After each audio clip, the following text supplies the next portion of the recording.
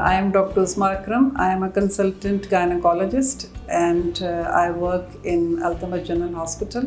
और मेरा area of speciality जो है हाई रिस्क प्रेगनेंसी और इनफर्टिलिटी है and I do my clinics in Concept Fertility Centre as well.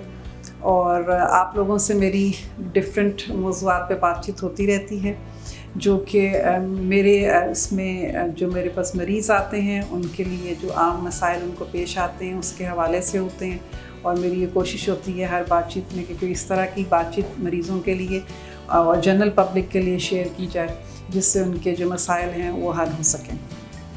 तो आज का जो टॉपिक है जिस पे मैं आपसे थोड़ी सी बातचीत करना चाहती हूँ वो प्रेगनेंसी में वो वाले मसाइल जो कि कहने को तो गैर पेचीदा होते हैं, यानी कि कॉम्प्लिकेटेड नहीं होते हैं, या they are not complications of pregnancy but they are very very troublesome for the patient, जो कि बहुत परेशान कन होते हैं और उसकी वजह से ख़वातीन के 9 महीने जो हैं प्रेगनेंसी के वो काफ़ी मुश्किल में गुजरते हैं। इसीलिए हम अपने सारे पेशेंट्स को ये बात कहते हैं and this is also for everyone who is practising medicine कि no pregnancy is without risks. All pregnancies they are considered either they are low risk pregnancies or they are high risk pregnancies. Every pregnancy it can become a high risk pregnancy अगर उसमें किसी भी वक्त पे कोई भी ऐसी problem जैसे कोई डायबिटीज़ डेवलप कर ले या किसी का ब्लड प्रेशर बढ़ जाए तो वो एकदम से प्रेगनेंसी जो है वो हाई रिस्क में बदल जाती है। इसलिए पेशेंट्स के लिए भी यही इसमें इम्पॉर्टेंट बात है कि they have to consider it कि प्रेगनेंसी एक बहुत नेचुरल और कुदरती अमल है, लेकिन इसके बीच में जो आपकी जिस्मानी तब्दीलियाँ जिसमें रूनुमा होती हैं उनके ज़रूर आप पे कोई ना कोई असरात होते हैं जो कि नॉर्मल जिस्म पे नहीं होते हैं और उसकी वजह से बहुत सारे ऐसे मसाइल पैदा होते हैं जो कि वैसे तो पेचीदा नहीं होते हैं लेकिन उसकी वजह से तकलीफ़ बहुत रहती है। एक उनमें से बहुत आम जो सबको महसूस होता है वो मॉर्निंग सिकनेस या मतली और कै होती है, जो कि आम तौर पे जिसका नाम तो मॉर्निंग सिकनेस है लेकिन ये भी समझना ज़रूरी है कि ये दिन में किसी भी वक्त पे आपकी तबीयत जो है वो महसूस ऐसी होगी कि आपसे कुछ खाना नहीं खाया जाता। इसमें आम तौर पे लोगों को ये कंप्लेन होती है कि सर पे चक्कर आते हैं, नींद आती है, उठने को दिल नहीं चाहता और खाना खाने के बाद तबीयत बहुत ख़राब होती है, दिल बोझल हो जाता है और कई लोगों को तो वॉमिटिंग्स भी होती रहती हैं और कुछ लोगों को तो खुशबू से भी और खाने की शक्ल देख के भी वॉमिटिंग होती है। ये सब चीज़ें जो हैं जो प्रेगनेंसी में हार्मोन्स होते हैं उसकी वजह से पैदा होते हैं और इसलिए आपकी प्रेगनेंसी में शुरू के दिनों में शुरू के 20 हफ्तों में ख़ास तौर पे एक हार्मोन होता है जिसकी लेवल बहुत ज़्यादा होता है बॉडी के बीच में और उसकी वजह से आपको ये सारी चीज़ें दुश्वारी पेश आती है। लेकिन ये है कि ये होती है और मेजॉरिटी ख़वातीन को जो है ये तकलीफ़ महसूस होती है और उनके खाने पीने में उसकी वजह से ख़राबी पैदा हो जाती है। इसलिए इसका ये सोल्यूशन बिल्कुल नहीं है कि हम ये आपको कह दें, डॉक्टर्स ये कह दें या घर वाले ये बात कह दें कि कोई बात नहीं है तो प्रेगनेंसी में होता रहता है। ऐसा बिल्कुल भी नहीं है, ये होता है लेकिन इसको बर्दाश्त करना ही नहीं सिर्फ होता, आपको ज़रूरी है कि आप अपने डॉक्टर से अपने कंसल्टेंट से आकर रब्ता कायम करें ताकि आपको इसके लिए कुछ अद्वियात तजवीज़ की जा सकती हैं जो कि आप बर वक्त अगर लेना शुरू कर दें तो आपकी तकलीफ़ पूरी कभी ख़त्म नहीं होगी। ये बात भी समझना ज़रूरी है कि ये वो वाले मसाइल हैं जो कि प्रेगनेंसी की वजह से हैं तो ये कुछ किसी न किसी शक्ल में थोड़े बहुत रहेंगे लेकिन आप इनको बर्दाश्त करने वाली सिचुएशन में ला सकते हैं। और इसमें ख़ास तौर पे इस चीज़ को समझना भी ज़रूरी है कि शुरू के दिनों में प्रेगनेंसी के बीच में अगर आप सब कुछ नहीं खा सकते तो ये इसमें भी आप ही की बेहतरी है, क्योंकि शुरू के दिनों के बीच में हमल में प्रेगनेंसी के अप टू 9 वीक्स तक बहुत सारी चीज़ें बन रही होती हैं, अज़ाब बन रहे होते हैं जिसकी वजह से उनको नुकसान पहुंच सकता है। अगर कोई नुकसानदेह चीज़ जो है ग्रोइंग फीटस को नुकसान पहुंचा देगी अगर वालदा कोई ऐसी चीज़ खा लें तो। इस वजह से हर चीज़ खाने की कोशिश करने की ज़बरदस्ती ज़रूरत नहीं होती है और अगर आप थोड़ी थोड़ी सी देर के बाद थोड़ी थोड़ी अमाउंट में खाना लें जो कि स्पेशली लिक्विड या सेमी सॉलिड शक्ल में हो, जूसेस ले सकते हैं, फल ले सकते हैं, किसी चीज़ की चाट बना के ले सकते हैं, स्मूदीज़ ले सकते हैं, लस्सी पी सकते हैं, स्कंजबिन पी सकते हैं, सूप पी सकते हैं। ये वो सब चीज़ें जो छोटी छोटी क्वांटिटी के बीच में थोड़ी थोड़ी देर के बाद लेनी चाहिए, लंबे देर के लिए खाली पेट नहीं रहना चाहिए, भूखा बिल्कुल नहीं रहना चाहिए। तो फिर आपकी तबीयत जो है अगर आप सात या अपनी दवाएँ लेते रहें तो बहुत बेहतर हो जाएगी। दूसरी जो बहुत कॉमन लोगों को इसी के हवाले से होती है कि जी भूख नहीं लगती है, खाना नहीं खाया जाता, तो भूख न लगना और खाना ना खाया जाना जो है, ये भी प्रेगनेंसी के हार्मोन्स की वजह से होती है कि आपके पेट में आपका खाना बहुत देर तक रहता है, तो आपको वो उसकी वजह से मैदे में और सीने में जलन होती है, तेज़ाबियत होती है। उसके लिए भी जो मुनासिब दवाएं आपको डॉक्टर तजवीज़ करते हैं उनको अगर आप बर वक्त इस्तेमाल करते रहें। और अगेन फिर यही मेरी रिकमेंडेशन है कि please take small portions of meals throughout the day. लंबी देर के लिए फास्ट ना कीजिए और अपने खाने को, रात के खाने को, दोपहर के खाने को कोशिश करें कि लाइट मील्स लें और उन मील्स के बाद थोड़ी सी वॉक करें।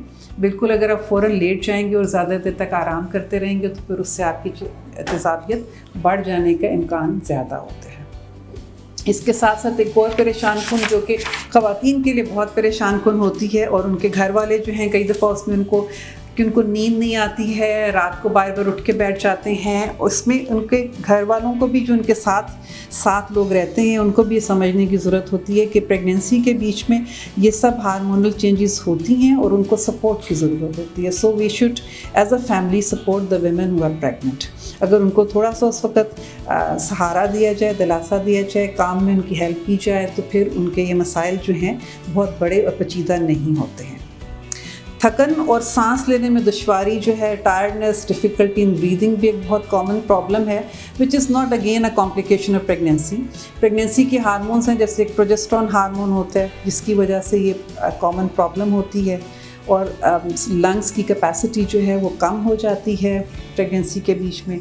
इसी तरीके से कुछ लोगों का हीमोग्लोबिन भी कम हो जाता है। खून की कमी की वजह से आपको सांस लेने में दुश्वारी महसूस होती है कि आपका हीमोग्लोबिन कम हुआ होता है, आपको बार बार थकन हो जाती है।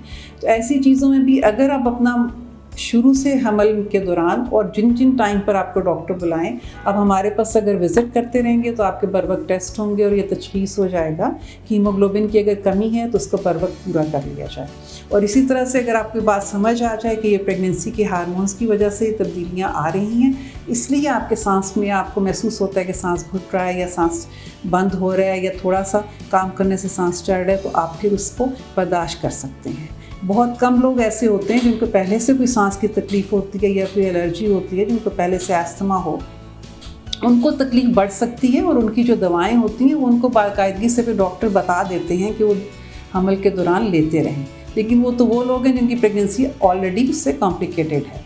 लेकिन जिनकी नहीं, जिनको कोई तकलीफ़, उनको इस चीज़ को समझना चाहिए कि ये जो है सिर्फ़ और सिर्फ आपकी उसकी वजह से, हमल की वजह से जो जिस्म में तब्दीलियां हैं उनकी वजह से। इसका ये मतलब नहीं है कि आप बिल्कुल अपना रूटीन का काम ना करें। अपना रूटीन का काम भी करें और अपनी दवाओं का बर वक्त इस्तेमाल करें ताकि आप में ताकत की कमी ना हो।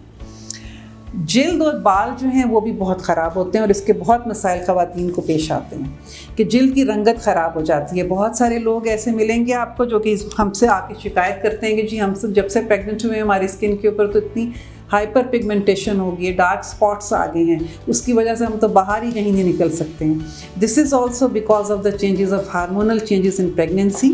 और इसके लिए आपको दोबारा यही बात है कि डॉक्टर से बर वक्त ज़रूर मुलाकात करनी चाहिए और उनसे एडवाइस लेनी चाहिए। कई दफ़ा हमारे जिस्म में कुछ ऐसी चीज़ों की कमी हुई होती है, वाइटामिन्स की, आयरन की, थायराइड की डेफिशिएंसी हुई होती है, थायराइड के हार्मोन की। इन सब चीज़ों की वजह से आपके जिल्द पर असर हो रहा होता है और प्रेगनेंसी के अपने हार्मोन्स भी जिल्द पर असर डालते हैं। अगर हम अपने हीमोग्लोबिन को ठीक रखें ऐसी सूरत में और जो दवाएं आपको बताई जाती हैं स्किन पे इमोलिएंट्स वगैरह की शक्ल में यूज़ करने के लिए उनको इस्तेमाल करें तो इस तकलीफ़ से आपकी काफ़ी हद तक कमी हो जाती है।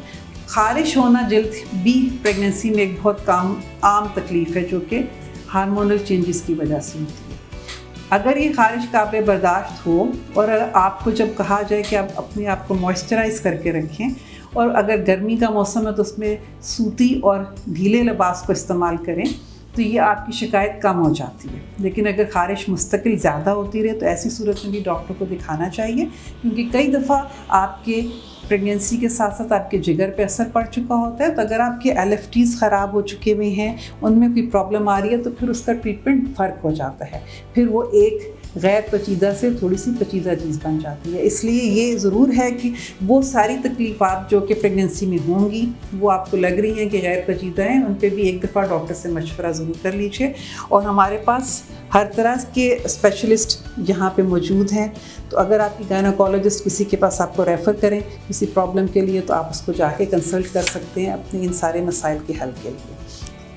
इसी तरह से हमारे पास लोगों में बहुत शिकायत पाई जाती है कि हम कमर में दर्द रहता है, नीचे वाले हिस्से में जिस्म के दर्द रहता है। तो ये सब चीज़ें जो हैं ये भी प्रेगनेंसी में वज़न बढ़ने की वजह से हो जाती हैं। और प्रेगनेंसी में इसीलिए कहा जाता है कि वज़न बढ़ने के पर भी ध्यान दें। क्या आम तौर पे आपका वज़न 10 से 12 किलो तक बढ़ना चाहिए प्रेगनेंसी में।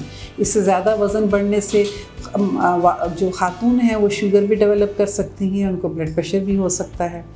तो वज़न को काबू में अगर रखा जाए कि खुराक जो है वो अच्छी होनी चाहिए, लेकिन ऐसी नहीं होनी चाहिए जो कि सिर्फ आपका वज़न बढ़ाए। और साथ आपकी खुराक में दूध और ऐसी चीज़ें हों जिससे कैल्शियम की कमी ना हो, तो आप काफ़ी हद तक काबू पा सकते हैं कमर के दर्द को। और ख़ास तौर पे ये शुरू के हमल में जो दर्द नीचे के पेट में लोगों को महसूस होता है, ये आम तौर पे जब बच्चेदानी बड़ी हो रही होती है, साइज़ में इंक्रीज़ होती है, तो उसके साथ के लिगामेंट स्ट्रेच करते हैं। तो अगर आप थोड़ा सा काम करने के बाद रेस्ट करें, नरम हाथों के साथ मसाज कर लें, थोड़ी सी हीट पैक के साथ अपनी टकोर कर लें, और अगर आप कर सकते हैं तो कुछ स्ट्रेचिंग की एक्सरसाइजेस कर लें, तो इन तकालीफ पर काबू पा सकते हैं। इसी तरह के और छोटे छोटे से मसाइल जो ख़वातीन को पेश आते रहते हैं, वो प्रेगनेंसी का हिस्सा होते हैं। और उसमें अगर आपको बर्दाश्त से ज़्यादा कोई भी तकलीफ़ हो रही हो, तो मेरा मैसेज यही है कि if you can tolerate it, it is fine, but still consult your gynaecologist, ask their opinion. अगर वो कोई सिर्फ प्रेगनेंसी रिलेटेड उसकी चेंजेस की वजह से इफ़ेक्ट हो रही है आपकी बॉडी, तो देन इट इज़ फाइन। अगर उसमें कोई और डिस्टर्बेंस पैदा हो गई है, तो उस डिस्टर्बेंस को फिर बर वक्त डायग्नोज करके हम ट्रीट कर सकते हैं।